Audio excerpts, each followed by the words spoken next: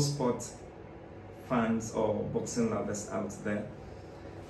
Today I intended to do my reaction over Tyson Fury and Francis Ngannou's boxing bout, which I just finished watching. And here are my reactions. Once again, my name is Milord. Don't forget to like and subscribe this YouTube channel. I talk about dance, I talk about fitness, I talk about sports, I talk about everything. So don't forget to like and subscribe. Okay, so for the boxing lovers out there, a few minutes ago, the Francis Ngannu and Tyson Fury boxing match, the most anticipated fight, just actually ended. And those who know me know I love boxing, so I tune in to watch the fights too. And we all expected something different. In as much as some of us, we were rooting that maybe Francis Ngannou was going to surprise Tyson Fury. I think the surprise actually happened, and I took my time to watch I took my time to watch the fight, and after watching the fight, I decided to watch the highlights again so that I could also give my reactions. Now, the funny thing about the bout was that, and to those who don't know much about boxing, who still follow me, so Francis Ngannou is an MMA fighter. He actually got into the MMA or mixed martial arts sport very late because he was one of the African brothers who migrated through the illegal way and then found himself in the shores of Europe, and then found a way to enter into the MMA community. So he actually entered into the training very late. But then, with will and perseverance, this guy came up to become one of the best MMA fighters in the heavyweight division. He's also recorded the Guinness record for the fighter with the most heaviest punch. And so he's been calling out Tyson Fury for some time now after he left the UFC. And I remember in one of his podcasts with Mike Tyson, he asked Mike Tyson, if I get the opportunity to fight Tyson Fury, will you be my trainer? And Mike Tyson said yes. And so for some time now, Mike Tyson has been training him towards the fight when the fight was announced. The fight itself was meant to happen actually happened in Saudi Arabia. Saudi Arabia, you know, as we all know, has also entered into sports now, and they are doing so well with football and have intentions of doing well with boxing too. And so when the fight was announced, a lot of boxing lovers out there, just like the McGregor and Mayweather fight, also started looking down on the MMA fighter. They all kept saying that Tyson Fury is arguably the best heavyweight boxer in our dispensation, and that there was no way Francis Ngannou was going to match up with him. Well, some other people too who were not necessarily boxing lovers were counting on the heavy punch from Francis Ngannou, suggesting that probably one point from Francis Ngannou could end the fight. People also argued and said that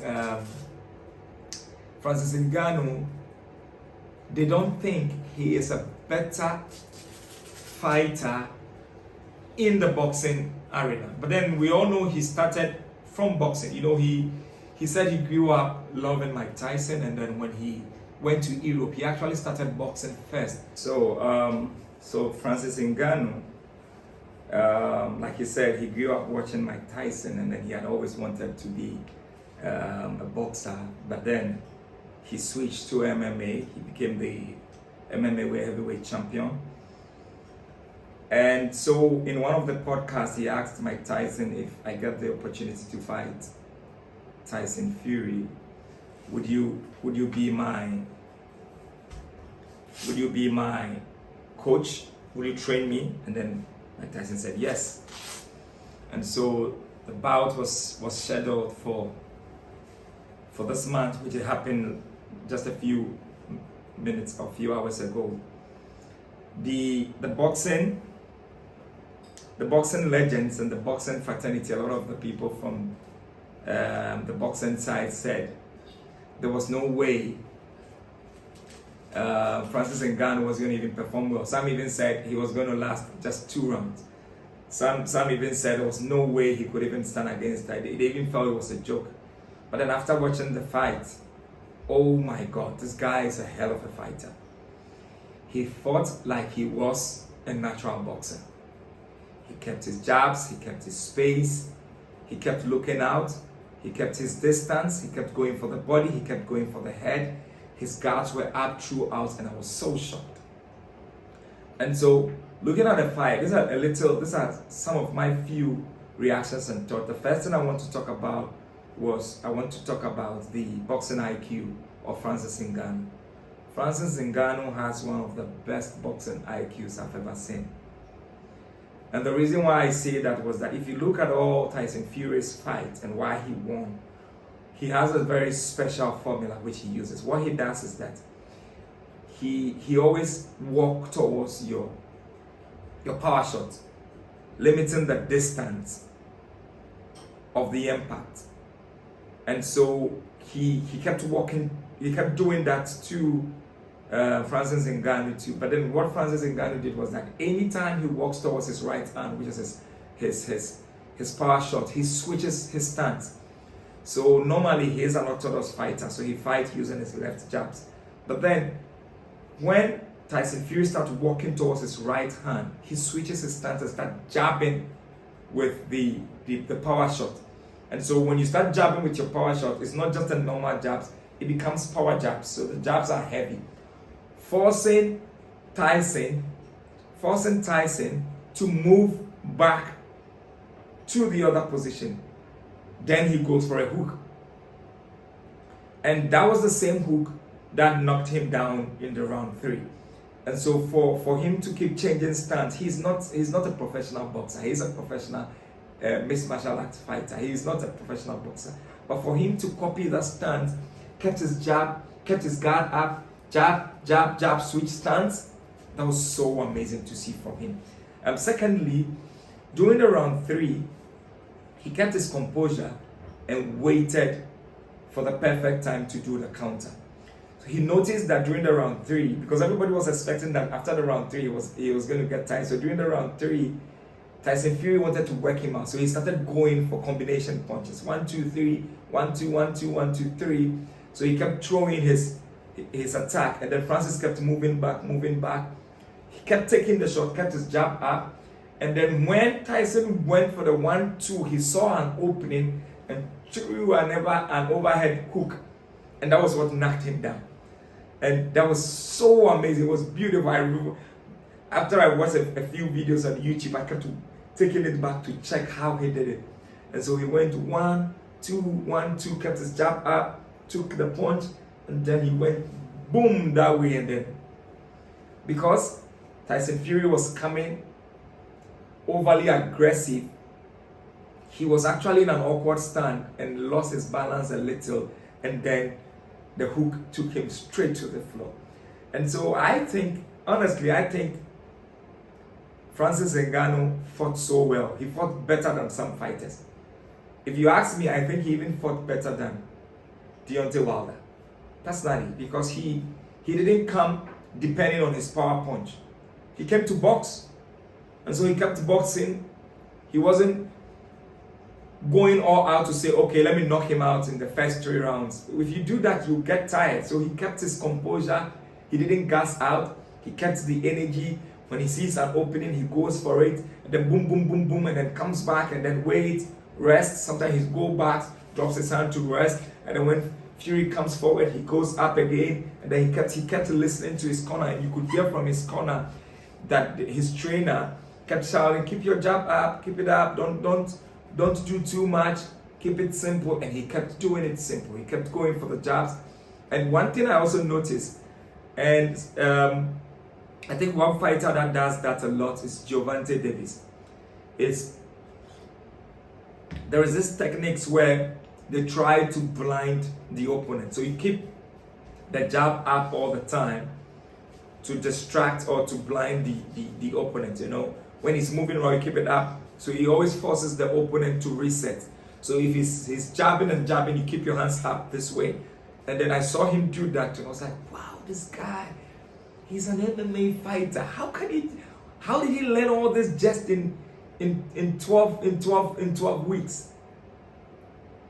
Oh, that was so amazing. And then also the round 8, what I also noticed in the round 8 was that I noticed that at the round 8, where everybody thought Francis Ngannu was supposed to be tired, Tyson Fury was rather the one tired. And so Francis Ngannu started attacking, boom, boom, boom, boom, boom.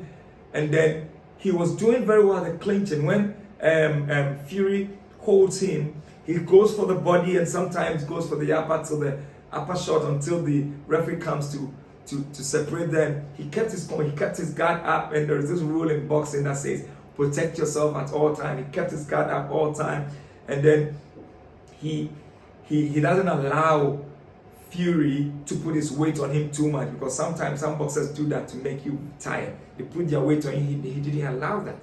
He didn't allow that. He kept the pace. He kept the pace. He didn't allow Fury to determine the pace of the boxing. He was actually determining the pace. He kept changing the rhythm. He goes jab, jab, jab, switch, jab, jab, jab, orthodox, orthodox, orthodox. Then he switches to the southpaw, boom, boom, boom, boom, boom, setting him up, and it was amazing. It was amazing to see an MMA fighter box that way. You know, I've always said McGregor did well against Mayweather, in as much as there was a technical knockout. I still feel he did so well because Mayweather was a tactician. He's very good at counter-punching, dodging. He's actually very good at boxing. But tonight, I think Francis Ngannu did it all. He boxed, he counter-punched, he used the power shots when he had to, he kept the distance, and then his ring IQ was up.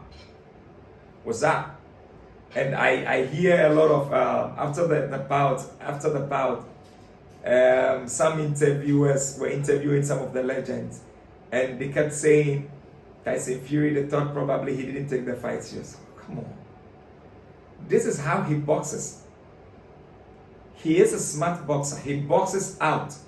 He boxes out all the time, keeping you away and then wearing you out. He did the same thing. He fought like he always does. He did the same thing. He just did it against a better opponent tonight. He did it against someone who came with a plan. He did it against someone who wasn't only depending on his power shot, because we were all expecting him to go boom, boom, boom, boom, boom, all out and it's over. No, he wanted to box, and then he boxed with him. He wasn't tired. He didn't even break a sweat. Francis looked like he's been boxing all his life.